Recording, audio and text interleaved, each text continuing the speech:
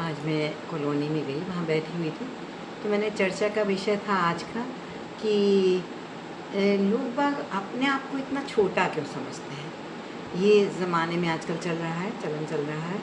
और विशेषकर थोड़े से मतलब जो लोग उतने ज़्यादा लिटरेट नहीं होते हैं, उनका अक्सर ये देखने को मिलता है कि कोई भी दिखा सबसे पहले आंटी कैसी हैं, खुद भले ही वो 50 प्लस हों, 50 के आसपास हों, लेकिन वो सबसे पहले उनका डायलॉग रहेगा आंटी कैसी हैं। तो यही चर्चा चल रही थी कि ये लोग ऐसे क्यों करते हैं। 50 साल का, अब इनसे कोई 40 साल का वाला आके बोले कि आंटी, तो उनको अच्छा लगेगा क्या। तो मैंने बोला कि भाई ठीक है, कोई बात नहीं, आप इसमें बुरा मत मानिए। देखिए, ये तो ऐसा होता है ना कि जितनी मतलब अब बड़े शहरों में आप जाइए, पढ़े लिखे लोग मिलेंगे, कभी आपसे आंटी नहीं बोलेंगे। और छोटी जगह जाइए, जिनको उतना ही मतलब शिक्षा है, उतना ही ज्ञान है, तो सबसे पहले अपने आप को बहुत छोटा समझकर आपको आंटी बोलेंगे। तो ये उसमें गलती नहीं है उनकी, ये उनकी शिक्षा की बात है। और अगर आप बड़े शहरों में जाएंगे, आपको कभी कोई आंटी नहीं बोलेगा। मैम आप ऐसा कर लीजिए, मैम आप वैसा कर लीजिए, मैम आप क्या कर रही थी, मैम आप कैसी हैं, तो सब लोग मैम ही बोल देंगे। लेकिन जो जहाँ पर कुछ मतलब विशिष्ट शिक्षा वाले लोग नहीं होते हैं और छोटी जगह होते हैं, वहाँ ऐसा चलन होता है। तो मैंने कहा आप क्यों बुरा मान रही, भाई वो हम लोग बड़ी जगह रहते हैं, ज़्यादा लिटरेट लोग हैं, तो सब में ऐसी बातें होने लगी कि भाई दे यूज टू से अस आंटी आंटी। मैंने कहा don't mind it, let them से। वो तो भाई उस जगह के रहने वाले हैं, उस जगह के वासी हैं, उन्होंने उतनी बुद्धि है, उतना ही उनका दिमाग चलता है कि आंटी बोलो, तो वो उतना ही बोलेंगे ना। और हमारे यहाँ कोई पढ़े लिखे लोग हैं, आप देखिए सोसाइटी में हम लोग मीटिंग्स में जाते हैं, हम लोग क्लब्स में जाते हैं, तो हम लोग को 30 साल के भी लोग मिलेंगे, 40 साल के भी लोग हैं, 50 तो छोड़िए, लेकिन वो सबसे पहले मैम आप कैसी हैं, आइए मैम, नमस्ते मैम, बैठिए मैम, तो मैम के अलावा नहीं बोलेंगे मैम। और इसी तरह बात करेंगे रिस्पेक्टफुल वे में। पर छोटी जगह ऐसा चलन होता है कि उनको इतना ही रहता है कि सबसे पहले आपको आंटी बोलेंगे।